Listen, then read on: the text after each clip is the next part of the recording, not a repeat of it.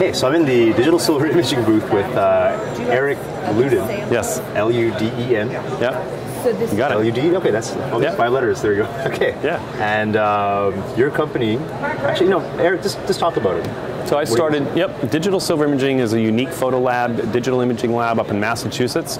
I founded the company in 2008 at a time when I felt that there wasn't a really good resource for making high quality black and white prints from digital files. Because back then, people were either sending their files off to photo labs that were printing with color paper, RA4 papers, yes, or they were trying to print with inkjet printers.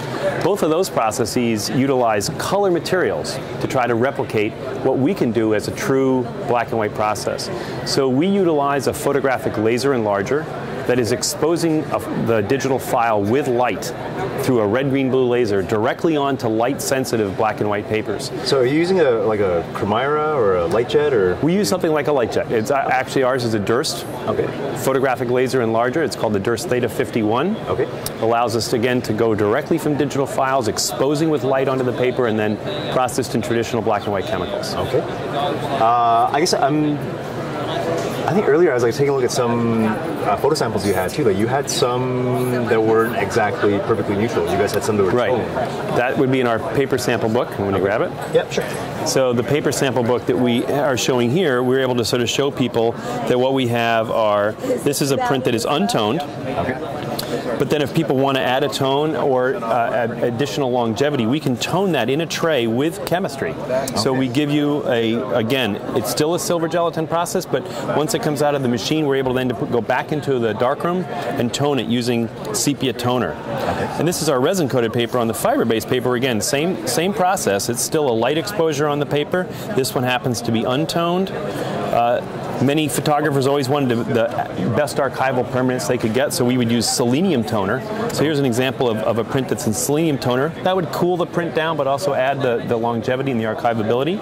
Okay. And again, here's the same print again in a sepia toner. But again, those processes you can sort of maybe tell from the color cast of the paper, it's a chemical process. So we are actually toning and adding quality and longevity to the print. Now, I guess on the topic of longevity, or I guess now light fastness, compared to, I guess in the inkjet industry, we're seeing a lot of these claims. Yeah, a lot of these, I guess, claims of 100, 200 year print life and stuff like that. Well, let's see. I mean, we'll all really know what happens in that time frame. But if you get a digital C print today, which is an exposure similar to ours, but on color paper, those prints are shifting in as little as 10 years. Oh, okay. So there's definitely an issue of archivability and longevity there.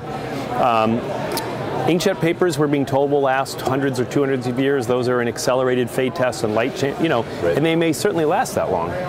Our process has been around, though, for over 100 years, so we know that we have fiber prints that have lasted over 100 years, as long as they are properly processed and washed according to what we do.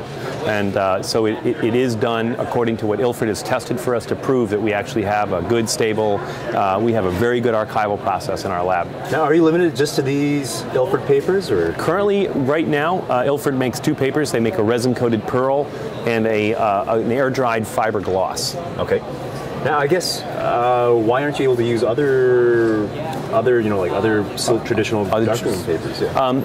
The difference in this is that unlike regular traditional black and white papers, which are orthochromatic papers, black and white traditional, that paper, this actually has a panchromatic emulsion on it, so it's sensitive to a red, green, blue laser. So if you were to take, you would not be able to get the spectrum out of the traditional papers would not be sensitive to the full spectrum coming out of a digital enlarger. So they have to be made into a panchromatic emulsion, which is what Ilford's able to do. I see. So I guess that said, though, in the future, if there became if there was a black and white digital enlarger, though, you could potentially use other types of paper. Yes. Right? Okay. Yep. So, but then the limitation right now is just the enlarger. Right? Just the enlarger and the paper ability. Yep. Okay. Excellent. Yeah. I guess just give me a rough idea for pricing. Well, in addition to black and white, obviously, I mean that's what really makes us unique. Yep. And I think that we sort of specialize in working with photographers who appreciate quality and want really good quality printing, but at reasonable prices. And I really think that's what we specialize in. People upload files directly to our website. Our prices, for an 8x10, prices range anywhere from $4.59 for a resin-coated print up to $38 for a fiber print in an 8x10 size. And then these are for your custom black and white printing presses. Wow, okay, well, that's excellent. 16x20s, for instance. If you upload through our Rose system, you can get a 16x20 resin-coated fiber print for $25. Okay.